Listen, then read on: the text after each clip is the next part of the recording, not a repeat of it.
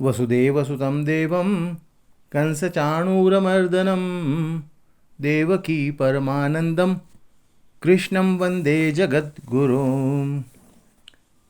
सत्संग में आए सभी गीता प्रेमियों और सज्जनों, आपका हार्दिक अभिनंदन। सज्जनों, जैसा मैंने आपको बताया था, ईश्वर का निरंतर स्मरण ही आत्मशुद्धि और परमात्म प्राप्ति का सबसे सरलतम मार्ग है। चैतन्य महाप्रभु ने भी क्या कहा है? हरेर नामेव हरेर नामेव हरेर नामेव केवलम कलो नास्त्येव नास्त्येव नास्त्येव गतिरन्यथा। यानी इस कलयुग में हरि का नाम और हरि का नाम ही एकमात्र सबसे सरलतम साधन है ईश्वर प्राप्ति का, भगवत प्राप्ति का, आत्मशुद्धि का। आप बस निरंतर स्मरण करते रहिए और अपना कर्तव्य कर्म करते रहिए। भगवान ने गीता में अर्जुन को क्या कहा? माम अनुस्मर युध्य च। यानी युद्ध भी अगर तू करता है तो मेरा स्मरण करते हुए कर।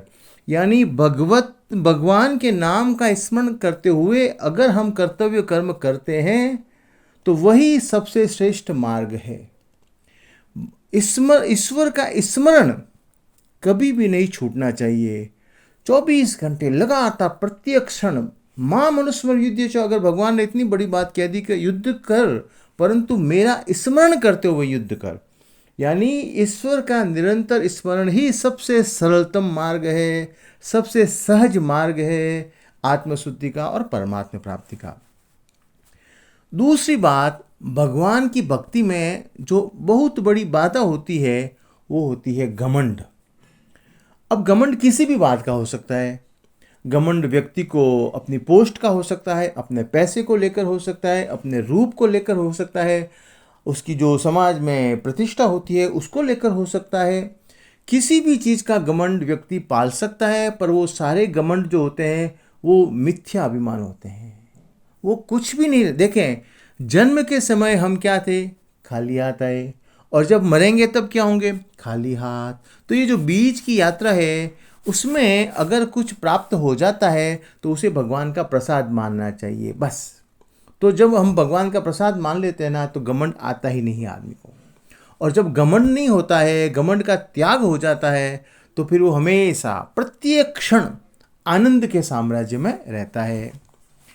देखें, हमें क्या कर्म करना चाहिए, क्या कर्म नहीं करना चाहिए, कर्म क्या है, विकर्म क्या है, अकर्म क्या है, ये सब बातें हमें समझनी चाहिए। भगवत प्राप्ति के लिए किया गया कर्म ही यथार्थ कर्म है।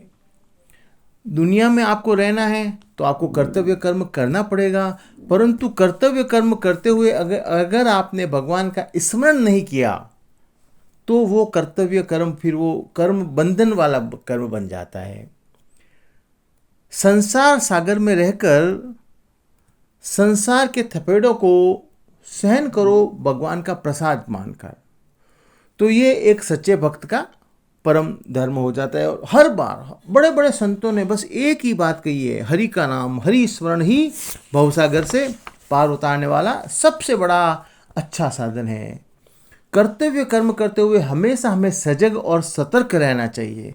जब हम सजग रहते हैं, सतर्क रहते हैं, तो हम पाप करने से बच जाते हैं। मन और इंद्रियां हमारी धीरे धीरे वश में हो जाती हैं। मैंने पहले भी आपको बताया था कि आपका आहार सात्विक होना चाहिए, आपका व्यवहार सात्विक होना चाहिए, आपका आचरण सात्विक होना चाहिए।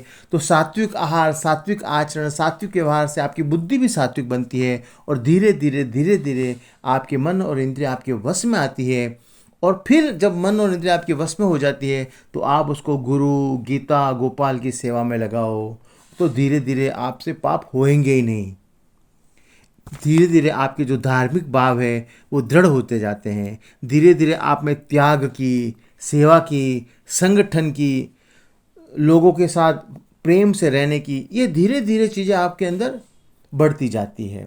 निरंतर भगवान की भक्ति करते रहो। बस एक ही बात का अभ्यास करना कि हमें भगवान का स्मरण छूटना नहीं चाहिए, और कर्तव्य कर्म को करते रहो, क्योंकि कर्तव्य पालन से हटना भी पाप है।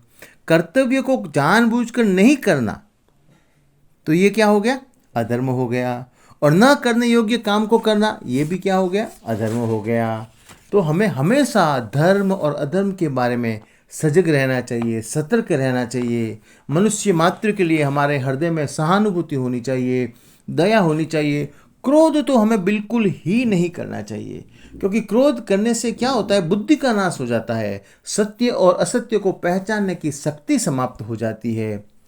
तो क्रोध, जब क्रोध करेंगे तो आपकी बुद्धि नाश हो जाती है, और जिसकी बुद्धि का नाश हो गया उसका पूरा नाश हो जाता है। तो इसके लिए धीरे धीरे हमें क्रोध से भी हटना चाहिए। तो जब बुद्धि आपकी राग और द्वेष से रहित हो जाएगी, तो आपको सत्य और असत्य को समझने की शक्ति धीरे धीरे इतनी विकसित हो जाएगी कि आप प्रत्येक क्षण समझ जाएंगे कि क्या धर्म है, क्या अधर्म है, क्या कर्तव्य है, क्या अकर्तव्य है। और हमेशा ध्यान रखो, अकीर्ति जो होती है ना, श्रेष्ठ जब अर्जुन ने कहा मैं युद्ध नहीं करूंगा, तो भगवान ने क्या कहा कि जो आपकी अकीर्ति होगी, श्रेष्ठ पुरुषों के लिए जो अकीर्ति होती है, यानी अगर वो अपने कर्तव्य कर्म को नहीं करते हैं तो उनकी अकीर्ति होती है। तो अकीर्ति आपका मरने के बाद भी पीछा नहीं छोड़ती है। इसके लिए हमें बहुत सजग, बहुत सतर्क हम हर समय रहना चाहिए।